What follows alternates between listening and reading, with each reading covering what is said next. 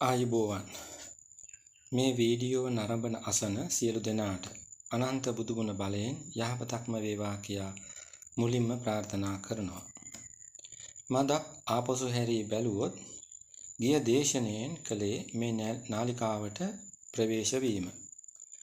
ප්‍රවේශ වුණාට ප්‍රවේශයට අදාළ කෙටි දේශන 4න් එකයි නිම කළේ. තව 3ක් ඉතිරි වෙලා තියෙනවා. කෙටි වුණත් ප්‍රවේශයට ඊතරම් දේශන ගණනක් එක්කලේ විසඳාගත යුතු ගැටලු ගණනාවක්ම තියෙන නිසායි. ඒවා විසඳගන්නේ නැතිව ඉදිරියට යාම සුබදායක නැහැ. ඒ දේශන 4 ස්වභාවය ගියවර පෙන්වූ අපේ සැලැස්මේ මුලම සඳහන් වෙලා තියෙනවා. ගිය දේශනයෙන් කලේ නාලිකාවේ අරමුණට අනුව ප්‍රවේශයේ සකසා ගැනීම. නාලිකාවේ අරමුණ තමයි දිව්‍ය සැපවත් කර ගැනීමට විපාකානිසංසවල ස්වභාවය වටහා ගැනීම. විපාකානිසංස වටහා ගැනීමෙන් දිව්‍ය සැපවත් වන න්‍යාය පෙන්වා දෙන අතරේ අද ඉන්න අපට විපාකානිසංස වටහා ගත හැකි විෂයන් දෙකක් ගියවර කියා දුන්නා. මොනවද?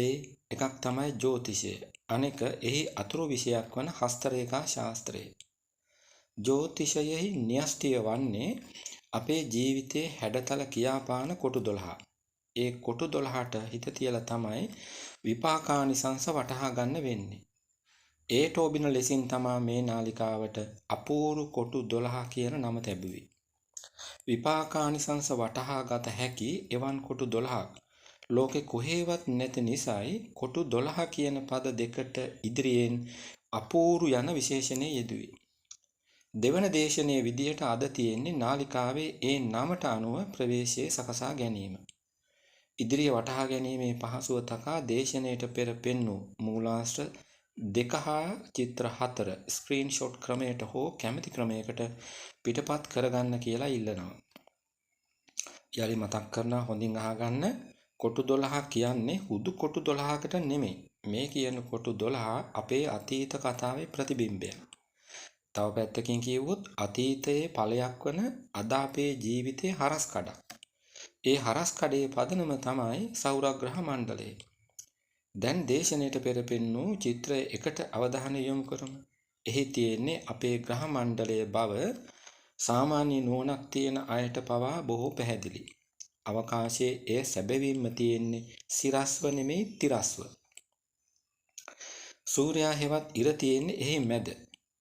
එතන සිට බැලුව විට වටේට අංශක 360කින් යුත් ඉලිප්සයක්. ඒ කියන්නේ දිගටි ගෝලයක් තමයි තියෙන්නේ. මනුලොවේ අපි උපදින විට එය සිදු වෙන්නේ ඉරේ නෙමෙයි පෘථිවියනේ. ඒ නිසා පෘථිවිය වටා සෙසු ග්‍රහයන් සිටින අන්දමත් ඇඳගත යුතුයි. චිත්‍රය 2 කියන්නේ එසේ ඇඳගත් ග්‍රහ මණ්ඩලය. දැන් අංශක 360 තියෙන්නේ සූර්යයා වටේ නෙමෙයි පෘථිවිය වටේ. ඈත අවකාශයේ ඒ අංශක 360 පුරා තියෙන ග්‍රහයන් සේම තාරකාද කොටස් 12කට බෙදෙනවා. එවිට එක කොටසක් අංශක 30කින් යුක්තයි. ඒ කියන්නේ 360 බෙදීම 12 30යි. එසේ බෙදුවේ මම නෙමේ පුරාණයේ සිටි ඍෂිවරු. තරු මණ්ඩල පිහිටි හැඩ මත මේෂ උෂභාදී ලෙසින් ඒ එකිනෙකට අනන්‍ය වූ නම් 12කුත් ලැබුවා ඕන්. අන්න ඒවට තමයි රාශි කියලා කියන්නේ. පෘථිවියේ උපදින අපි දෙස බලන් ඉන්න සාක්ෂිකාරයෝ 12 දෙනෙක් වගේ ඒ රාශි 12ත් ඒ එක් රාශියට අධිපතිකම් කරන ග්‍රහයොත්. මේ භවයේ අපේ විපාකානිසංස කෙබඳුද කියා නිවේදනය කරන්නේ ඔවුන් නිසයි සාක්ෂිකාරයෝ වගේ කියලා කියවි. එහෙම නැතුව ග්‍රහයෝ හා තාරකා මණ්ඩල අපේ ජීවිතේ පාලනය කරනවා නෙමෙයි. ඒක නිසාමයි මගේ බුදු පියාණන් නක්කත්ත ජාතකයේදී නැකත් ග්‍රහයෝ මොනවා කරන්නද පාලියෙන් කියනවා නම් කිං කරිස්සන්ති තාරකා කියලා ප්‍රශ්න කළේ. නමුත් අද ඉන්න අය ඒක පවා කොච්චර පටලවාගෙන තියෙනවද? ඒ ගැන ඉදිරියේදී සාකච්ඡා කරන නිසා දැන් නැවතත් මාතෘකාවට යමු. මාතෘකාව තමයි අපූර්ව කොටු 12 යන්න. කේන්දර සටහනක් ලෙසින් ඒ කොටු 12ත් දේශනයට පෙර චිත්‍රය 3 ලෙස පෙන්වුවා. එහි මැද තියෙනවා පෘථිවියේ ලංකාව තුල 1931 6 වෙනි මාසේ 25 වන දින සවස 7:04ට කටක රාශියෙන් උපන් කියන වචන ටික නැත්තම් සටහන.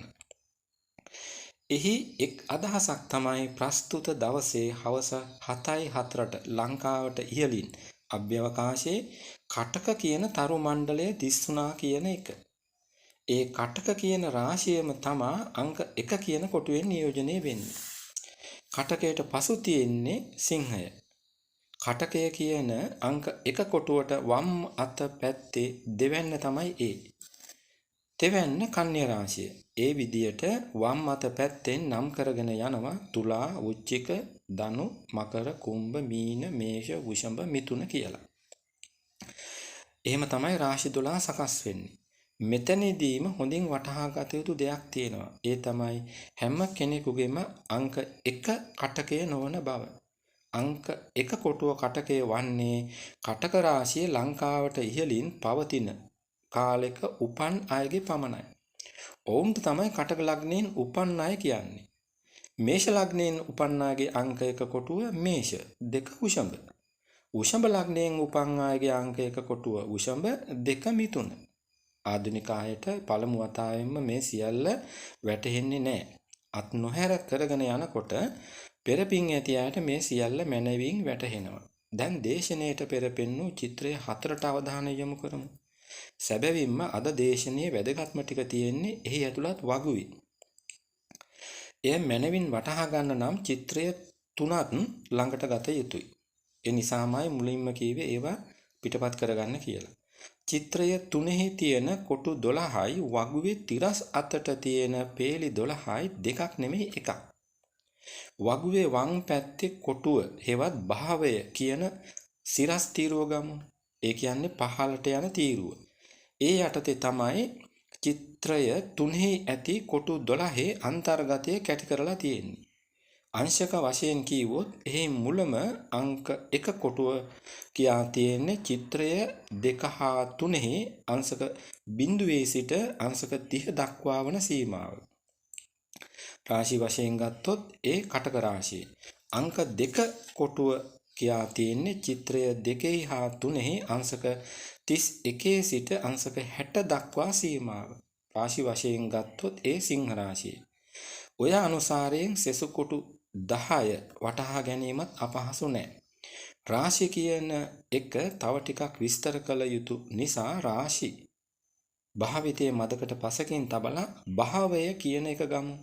වගුවේහි පළමු භාවය හෙවත් පළමු කොටුව කියන තිරස් තීරුව නිදසුනකට ගමු. ශරීර කොටස් වශයෙන් ගත්තොත් එයින් තමා ජන්මියාගේ හිස, මොළය, කෙස්, මුහුණ කියන කොටස් නියෝජනය වෙන්නේ.